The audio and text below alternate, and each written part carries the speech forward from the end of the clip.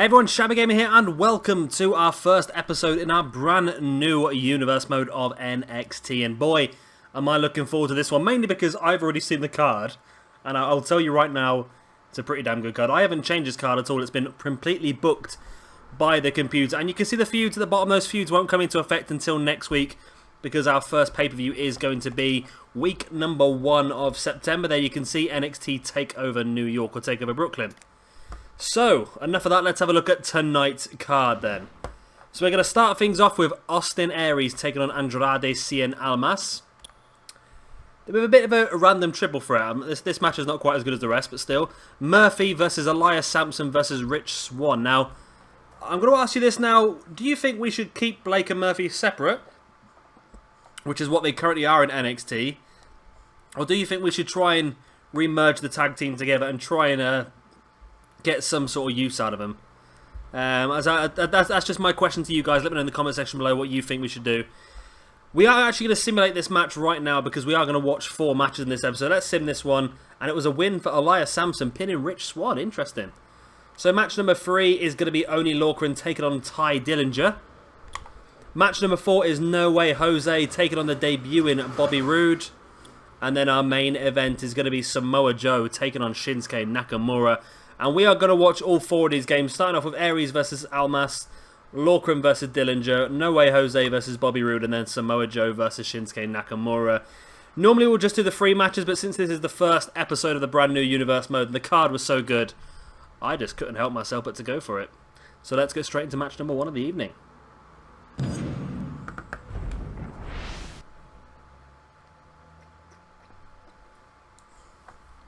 And match number 1 this evening, as I just said, is going to be Aries taking on Andrade, Cien, Almas. Or La Sombra, if you will.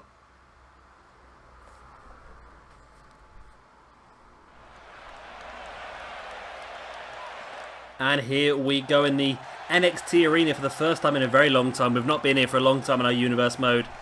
And I'm really looking forward to getting this new NXT universe mode up and running. And I'm unsure what to do now.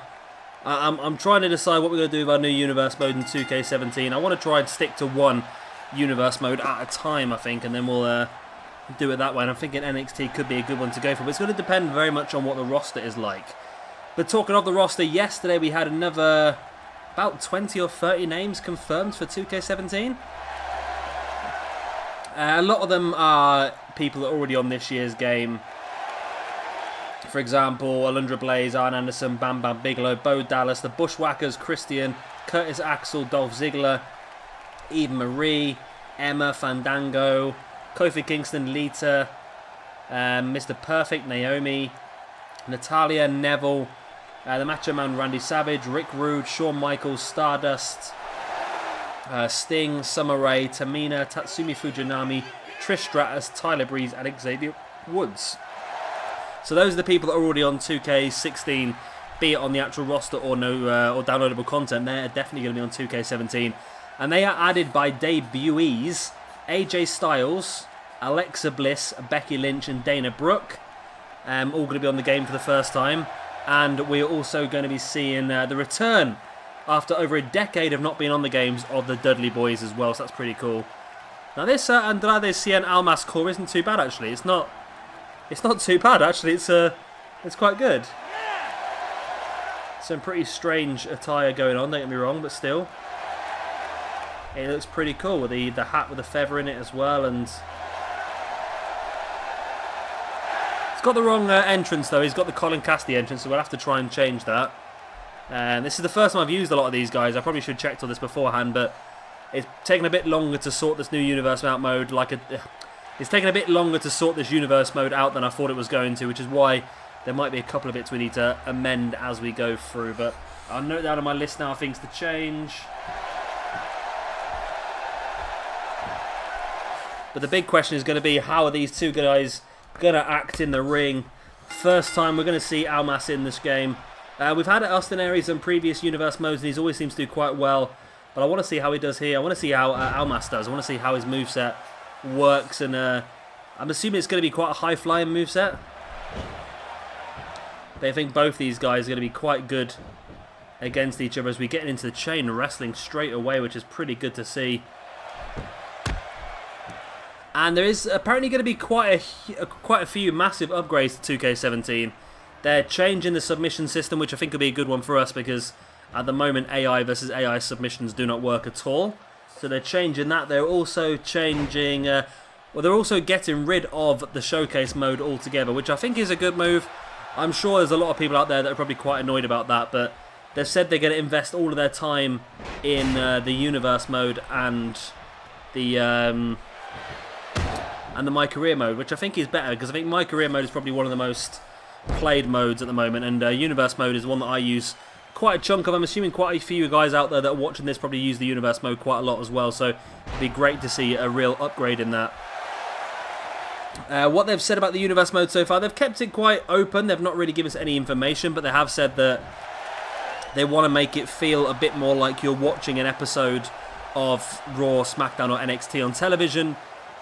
There's going to be backstage interviews with Renee Young, that's the one. There's also going to be in-ring promos. There's a brand new promo engine coming onto this game as well, so be interesting to see how that works. I'm going to assume it's going to be very text-based as the referee goes down, being knocked over there by Almas. Yeah, so it'll be interesting to see how that works, and I think that could add a very nice extra level into the game, which I think could be quite good. Sort of like if somebody comes out, if there's a feud, you can have somebody come out at the beginning of the show and say, "Ladder, ladder, ladder, I hate you, I want to destroy you, I'm going to take your championship," whatever they want to say. And then it just adds an extra element onto the feud. It also adds a lot of extra reading for me, which I'm not over keen on, don't get me wrong. But I'm sure we can get around that. If you watch my No Man's Sky so far, you'll know that I sometimes struggle reading out loud. I'm fine when I read in my head, it's absolutely fine, but reading out loud is a bit of a problem. Blue Thunder Bomb there by Cien, Almas, and Andrade. I've forgotten his name already. Andrade, Cien, Almas, that's it. And it's a 2 count there, but Austin Aries could be quite a quick victory there, but Almas now with the reverse. No, he's gone for the reverse Bloody Sunday. Brings Austin Aries back up to his feet. This would be a massive win here for Almas with that pop-up powerbomb, pop straight into the pinfall. Referee, come on. Referee was so slowed down. I think he gave Austin Aries that extra couple of seconds he needed to kick out of that one. Both guys back up to their feet. Almas went for a spinning kick, but Aries caught with the back elbow. Now into a snapmare and a drop kick in the seated position. And a big kick as well.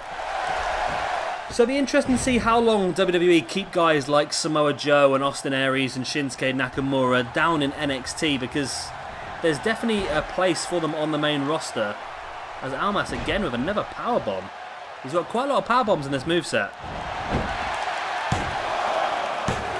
In for the pin he goes, and he's won it. Wow. Andrade, Cien, Almas picks up a fantastic victory here, but Austin Aries in quick time as well. Now, I must admit I'm a little bit behind on NXT, and I've not watched a lot of recent NXT, so you guys might have to let me know the accuracy on some of these movesets. Do you think that the Almas moveset was correct? He had a lot of power bombs in there. I've only seen him wrestle once, and that was the NXT takeover, so yeah, I'm sort of dependent on you guys to let me know what you think his finishing maneuver should be. Of course, that was quite a power move, what he did there, just picking up the grounded Aries into that powerbomb. So let me know what you think. There's a pop-up powerbomb there as well. I don't mind that the odd one, but there was quite a lot of powerbombs in there. As you see, there he is. He rolls him up into like a schoolboy, then picks him up with a one arm into a powerbomb. So yeah, I need you just let me know what you think of that. Is that the correct moveset for La Sombra, or I just assumed he was a bit more high flying than that? Maybe I could give him like Sin Cara. I won't give him Sin Cara's moveset. I'll be crashing off the posts and tripping over the ropes all the time. I'll give him Kalisto's moveset maybe. Then just edit his finisher. But one match down already. Quite a quick match as well. I'm surprised Austin Aries was defeated so quickly there, but it's a great win here for Almas. And here is match number 2 of the evening. We're going to be seeing the debut here of Oney Lorcan taking on Dillanger.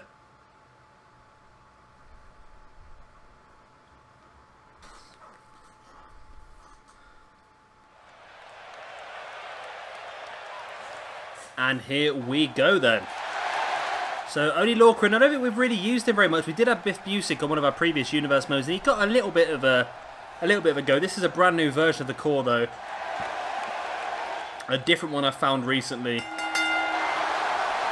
And I think face-wise is very good. Of course, his t-shirt's a little bit outdated, but we'll let him off for that for now. I think face-wise he's not too bad, and I've sort of been thinking about it, you know, and we've got, obviously, in NXT, we've got the tag team of Johnny Gargano and Tommaso Ciampa, which I don't think is going to last for too long. I can see those two having a breakup and a feud at some point, but I just think it would make more sense to have Tommaso Ciampa teaming with this man, because these two guys together would absolutely demolish tag teams. And alright, looks like Lorcan needs his entrance doing as well. That's a little bit annoying, isn't it? It just makes you wonder, doesn't it? Why have 2K set the standard entrance as Big Cass's? You would have thought they'd pick something quite generic, but they haven't. They've picked an entrance which is so defined. I just don't quite understand why they've done that, but there we go.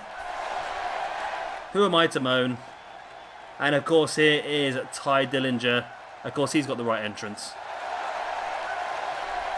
Ty Dillanger, a man that I honestly thought was going to get drafted, you know.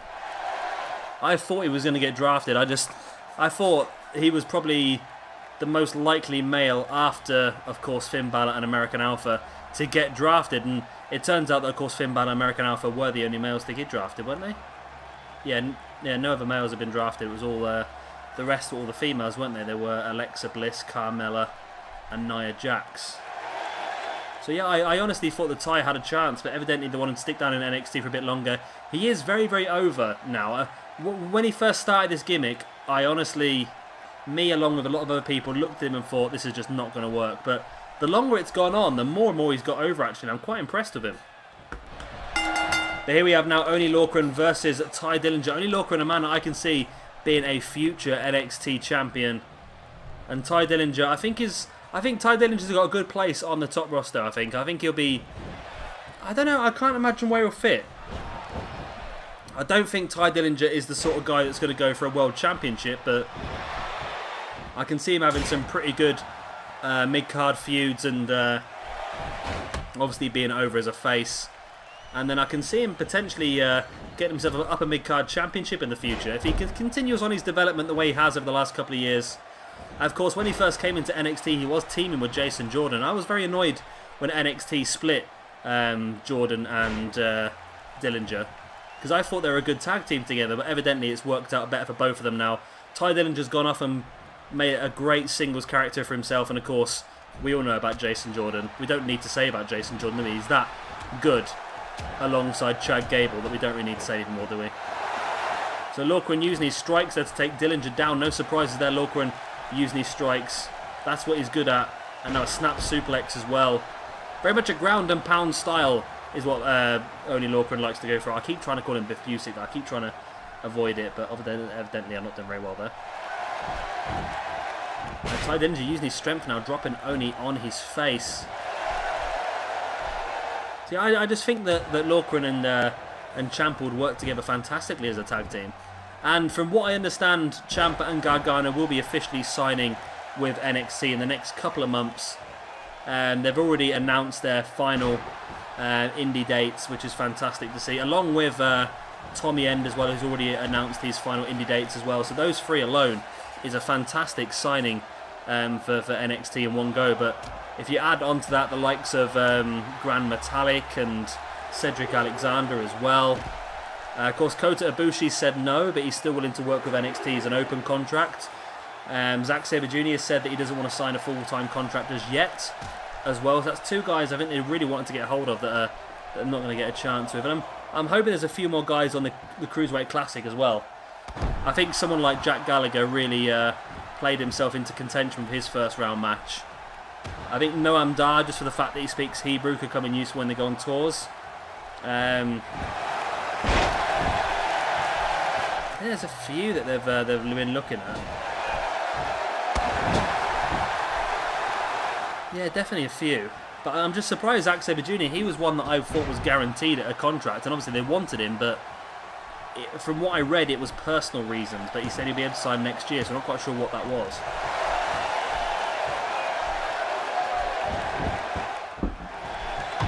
So Lorcan now with the head scissors and the elbows to the forehead. I do apologise if you need me drinking in the background. It's hot. It's really bloody hot in here. So I need an ice cold strawberry lime cider to keep me going. So Lorcan now spinning Dillanger around. Dillanger gets on the back of Lorcan. And I think as time goes on this universe mode, maybe after TakeOver Brooklyn, we may look to bring in an upper mid-card championship once again. We did that before in our previous universe mode with NXT. We brought in the NXT Television Championship, which was good to see. And Ty Dillinger almost with a freak out there. But like I said, I sort of want to, until the first pay-per-view, I want to try and keep this universe mode very similar to the real life, just to get ourselves a good grounding of episodes in, and then we'll start to branch off. And I think an NXT mid-card championship could be a really good way to go. And who knows, both these guys could really be up for it.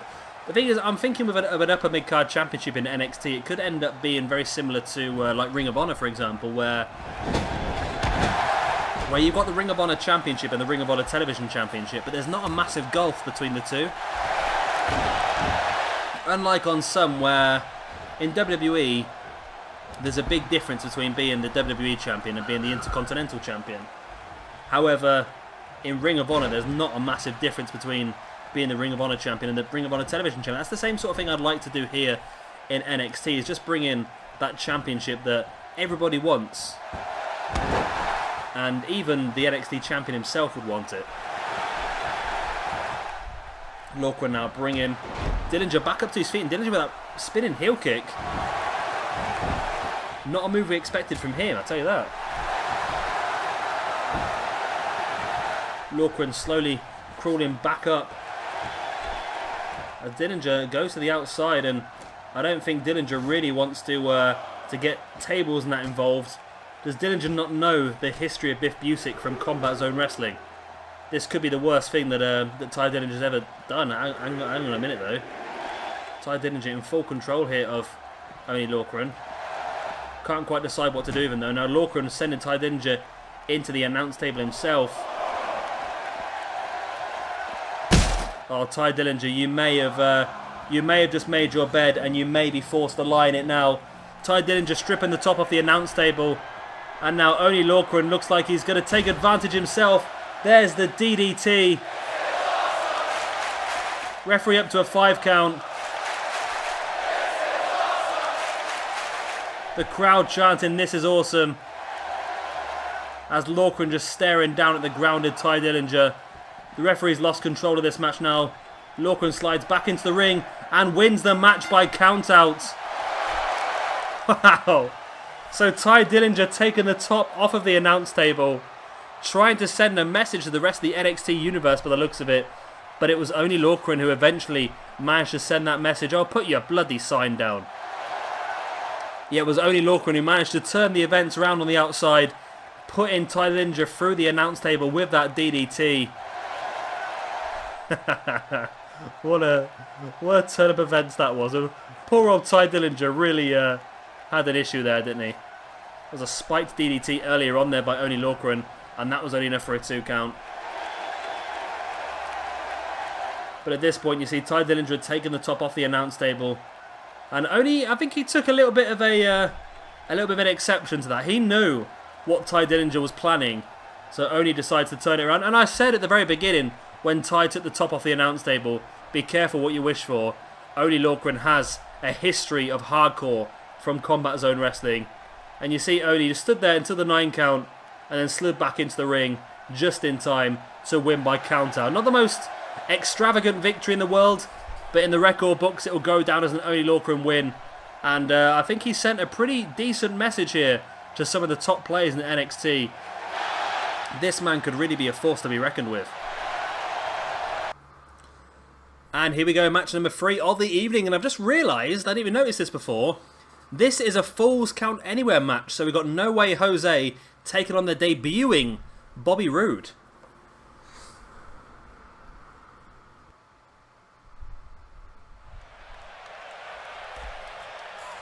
And here we go. Let's hope both these guys got their correct entrances, eh?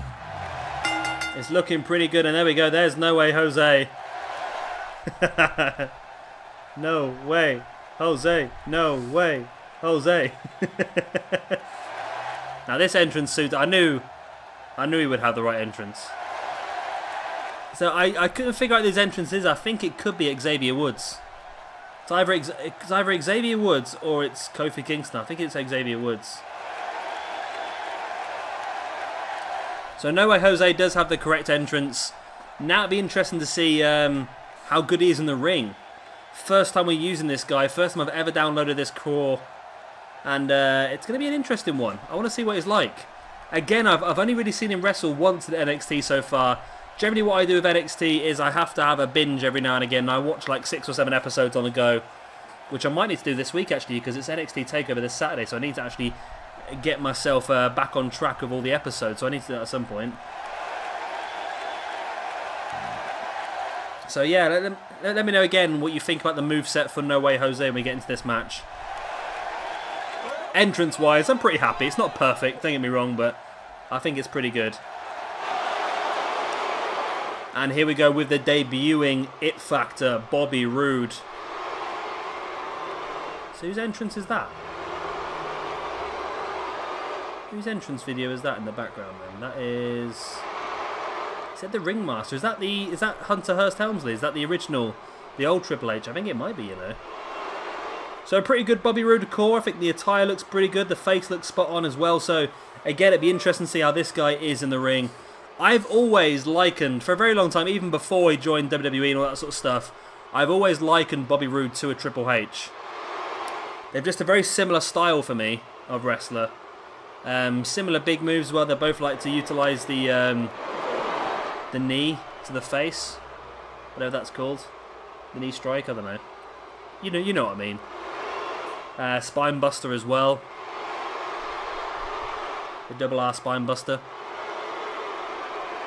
And I just always sort of liken, even when they're in TNA, I used to say to my mate all the time that for me, Bobby Roode and James Storm are the DX of TNA, because you had Bobby Roode being the way he is and his character, and then you had his friend who was a cowboy who liked to utilise a super kick as his finisher manoeuvre.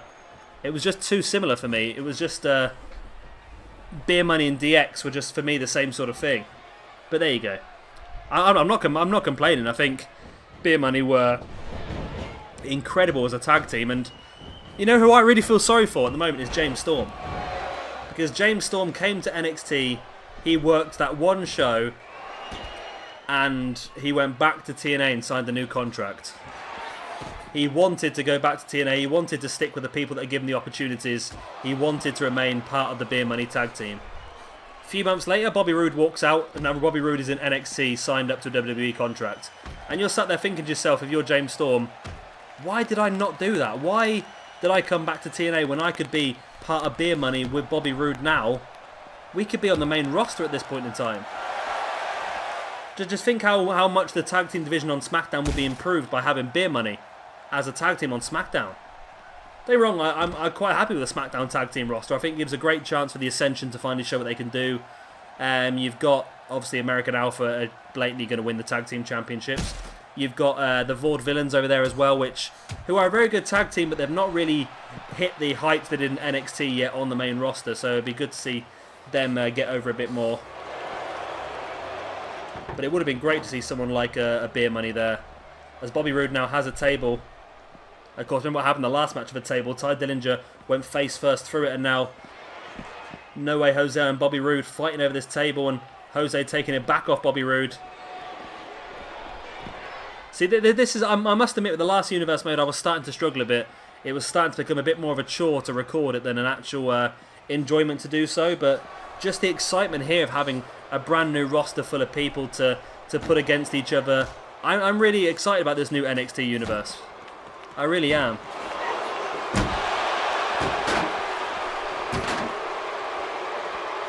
Bobby Roode, look at that Saito suplex onto the grounded table. If the ground outside the ring wasn't hard enough, landing on that table is difficult, and there's the double R spinebuster. And like I said, likes to utilise several of the same moves as Triple H. But how can you blame him? Triple H is a fantastic wrestler. Now let's see what they've got Bobby Roode's finisher manoeuvre down as. I think he was utilising the crossface. Oh, look at that kick to the the knee of Bobby Roode, and he went down hard there, face first into the mat. Almas now taking Roode up and slamming him down. In for the pin he goes, 1, and Bobby Roode kicks out straight away. So I'm just trying to think what Bobby Roode's other finishing maneuver was. I know he has the crossface, which I'm hoping he doesn't lock in this match, because you can't win by submission on these games. What was Bobby Roode's other finisher before he had the crossface? Okay, No Way Jose just utilised the worm, but without the worm, if that makes sense. I'm sorry, I'm still just trying to figure out what Bobby Roode's finishing maneuver was before he had that. He has got the Roode bomb, hasn't he? He's got the Roode bomb, which is a Death Valley driver. So we'll have to see what they put on him on this core. I think the Death Valley driver was the Roode bomb was actually more of his favourite finishing maneuver before he left TNA, actually thinking about it now. He utilised the crossface. That was back when they were doing the aeroplane spin, nice. That was back when they were doing the Bound for Glory series and you got extra points for winning by submission. That's when Bobby Roode started to bust out the crossface. Bobby Roode fighting back out of that boot to the face of No Way Jose, and now Bobby Roode looks to be lining No Way Jose up. This could be the Roode bomb I mentioned earlier on. Takes him up onto the shoulders. There's the Roode bomb. Straight into the pin he goes. 1, 2, and 3, and Bobby Roode picks up a great victory here against No Way Jose in his first episode in NXT. I don't know if Bobby Roode's actually made an in-ring debut yet, has he? I don't think he has. I think, is his in-ring debut going to be scheduled for TakeOver? It might be, you know. I don't honestly know. Let me know in the comment section below if you know the answer to that. Is Bobby Roode going to be making his first match in TakeOver, or has he already had his first match and I just completely missed it? I don't honestly know. There was No Way Jose there with the scoop slam on the outside. Went for the pin, but that was barely enough for a 1 count, really. That was the worm by No Way Jose.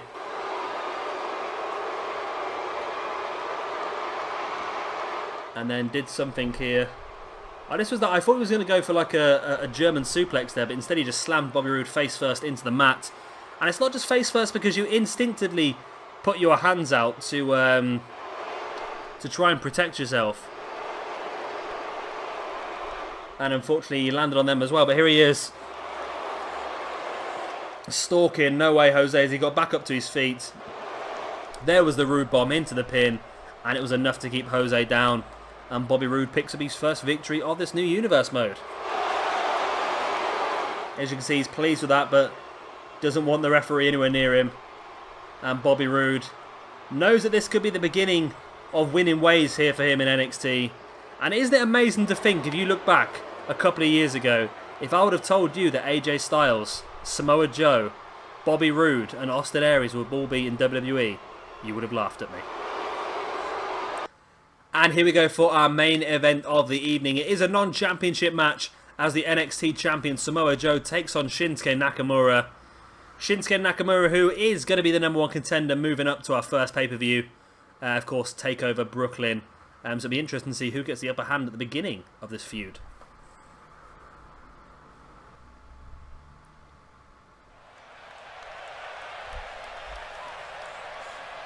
And here we go. First out is going to be our NXT champion, of course, Samoa Joe. What an absolute beast of a man Samoa Joe is. He's held that belt now for a very, very long time, so I'm a little bit... I don't know how I think is going to happen. I don't know what I think is going to happen on Saturday. Is it Saturday it's going to be on? I think it's Saturday night. NXT TakeOver. It's interesting because potentially they could hand Shinsuke Nakamura his first loss, or they could take the belt away from Samoa Joe, and then potentially he could move up onto the main roster at some point. Do SmackDown need another main event star? Possibly. Possibly. Don't get me wrong, Dean Ambrose is the main guy they've got. They've got Cena and they've got AJ Styles. You've also then got the likes of Dolph Ziggler and Bray Wyatt, the guys who you're not quite sure whether they're willing to give the opportunity to. Although Dolph Ziggler has got a championship match for SummerSlam, but I'd be incredibly surprised if Ziggler wins the belt. So that gives you 5 main event stars. You'll get Randy Orton back after his Brock Lesnar feud. So then you're already thinking you've got 6. If you were to add a Samoa Joe to that as well, then that gives you 3 or... That gives you like a championship match plus 2 or 3 sort of main event feuds as well. Because when you're having to do a full 7-match card on your own, like we're going to be doing with Backlash with SmackDown in a couple of months' time, you need to really build as many matches as you possibly can for that pay-per-view. So that's the interesting one. That's the thing we're going to have to keep an eye on for that. And it's going to be the same with NXT here as well. Potentially, I might stop the championship feud between Nakamura and Samoa Joe and just do that manually. And I might stop the championship feud between the Revival and Gargano and Ciampa and just do that manually as well. We know those guys are going to be going for the championships, but then we can create an extra feud or two to help build up our NXT Brooklyn card. Because if we do a feud manually, that's going to be better, because as much as I'm looking forward to seeing Samoa Joe versus Shinsuke Nakamura right here in the ring right now, I'm not quite sure about seeing them wrestle for the next 5 weeks over and over and over again and then going in for the championship match. So maybe if we keep the two of them apart and maybe have like a Samoa Joe at ringside or a Nakamura at ringside trying to distract their opponents, then that might be better than trying to wedge them in together all the time. So maybe we could do that, and then we'll just use the feuds to create some different feuds going forward. Oh, it's Shinsuke Nakamura getting the power step up there straight away over Shinsuke Nakamura. No, over Samoa Joe, should I say. And then a knee to the face by Nakamura as well. And all of a sudden, Nakamura showing Samoa Joe that he means business here. Nakamura knows that he's the #1 contender for the NXT Championship, but should he pick up a victory here, he's also going to pick up some momentum going forward as well. That's a big thing. Joe bouncing out of the turnbuckle, and Nakamura takes him up into the air and drops him face first in that front suplex. And so far, Samoa Joe has got absolutely no offense in this match at all, as he finds us with that arm drag. Shinsuke Nakamura has dominated the opening proceedings of this match.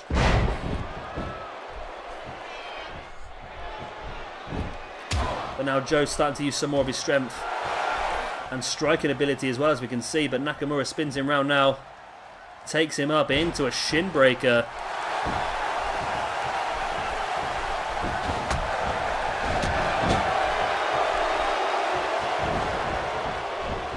Nakamura now sending again Samoa Joe into that corner, and then that Saito suplex as well.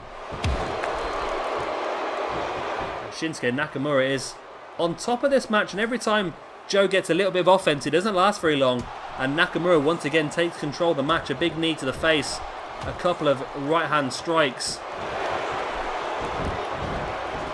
Now there's a dragon screw as well there by Shinsuke Nakamura, and the champ is looking shaken here.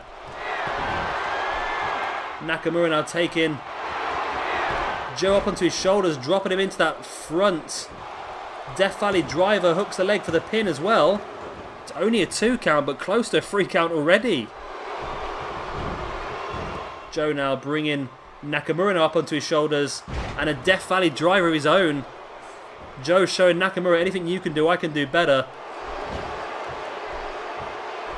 Joe now drags Nakamura into the middle of the ring as Nakamura slowly getting back up to his knees, and Joe catches him with a Shining Wizard.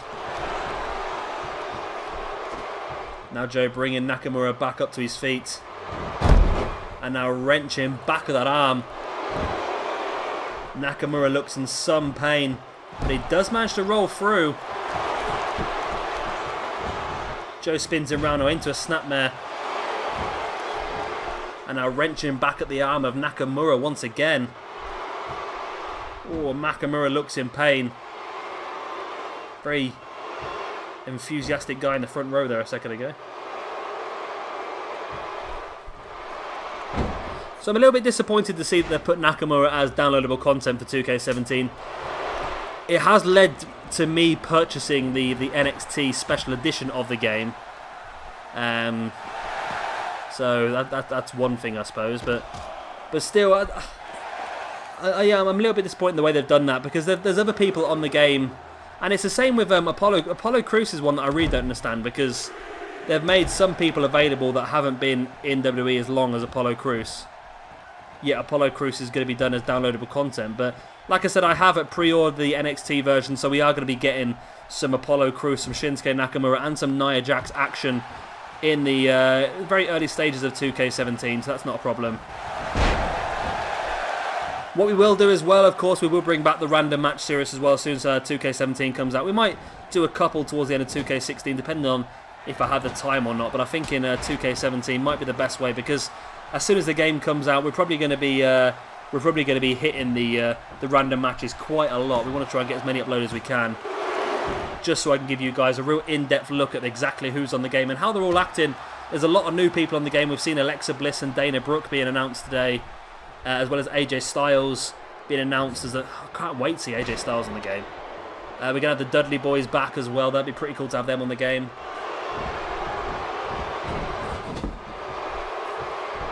I'm going to have so many free slots for created wrestlers. Unbelievable. Nakamura now. Big knee to the face of Samoa Joe. I'm hoping Gallows and Anderson are going to be on the game, or at least downloadable content. I can see them probably being downloadable content, but I did read the other day that the cut-off for the roster was the Raw after WrestleMania. Now, I know that Gallows and Anderson didn't actually debut until 2 or 3 Raws after WrestleMania, which is a little bit annoying. But they were backstage at the Raw WrestleMania. They were backstage for WrestleMania. They were backstage for NXT TakeOver. They were backstage for the Raw before WrestleMania and the SmackDown. They were backstage for a long time beforehand, and 2K were scanning people backstage, so there's no reason not to scan them. I've got a feeling they'll be downloadable content.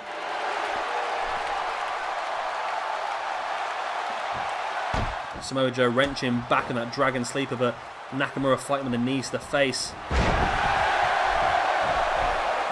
It's going to be interesting to see what they do with downloadable content this year, because at the moment it looks like we're going to get the bulk of NXT straight away. We've had Alexa Bliss announced, we've had Dana Brooke announced, we've not had Carmella announced as yet, we've not had Bayley, but I'm imagining Bayley's definitely going to be in the game if the others are. Carmella as well debuted before some of the others, and she's been a bit more mainstream than the others for some time, so I'd imagine Carmella's going to be on the game as well. So, yeah, I just think we're going to get the bulk of NXT. There might be a few we might get as downloadable content, but we'll get the bulk of NXT, we'll get, and that's all I can think of. If we're going to get the bulk of NXT on the actual game, we're going to get Shinsuke Nakamura, Apollo Crews and Nia Jax as day 1 downloadable content. We're going to get Goldberg as day 1 downloadable content as well. Are they going to do another Legends pack? Are we going to get... I don't know who we could get. I don't know... maybe they could give us like an ECW pack, and they could give us Rob Van Dam and Sabu and the Sandman. That'd be pretty cool. Or maybe they give us another sort of Legends pack, and we would get... I don't know who would want who on the game. Like $1 Million Man's not on the game, and I know Coco Beware or Akeem, King Kong Bundy. A few people that weren't on the game. Are they on the game? No, they're not on the game this year, are they? Oh, Shinsuke Nakamura captures suplex, bridges in for the pin as well. This could be enough. 1, 2, and 3, and he's done it. Shinsuke Nakamura has picked up a victory over the current NXT champion, Samoa Joe, and he was already the #1 contender, but this has just reinforced it now. Shinsuke Nakamura, Samoa Joe. This is going to be very, very interesting.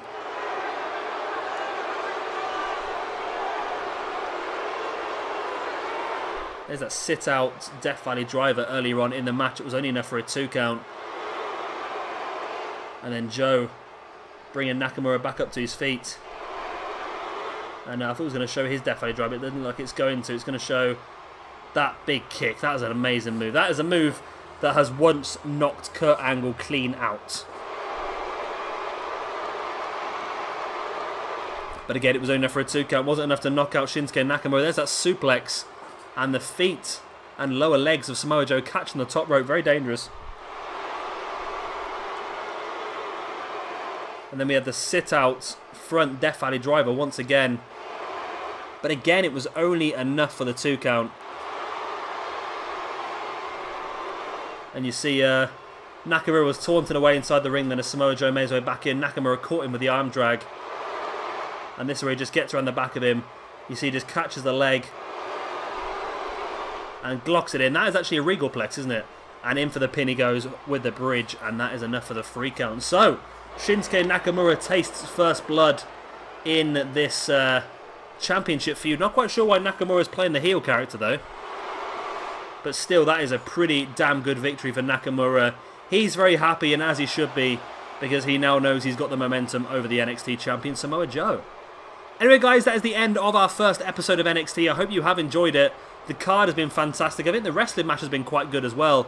And the very interesting finish to the Oney Lorcan Ty Dillanger match, which is we might have to go back to at some point and see if we can make something off that feud, potentially. Yeah, but anyway, guys, if you could like this video, that'd be absolutely fantastic. And let me know you're looking forward and enjoying the brand new series here on the channel. And of course, if you are new around here, be sure to hit that subscribe button as well for a lot more WWE 2K16 footage. I've been Shabby Gamer, thank you very much for watching, and I'll see you all in a couple of days' time for our first episode of SmackDown Live.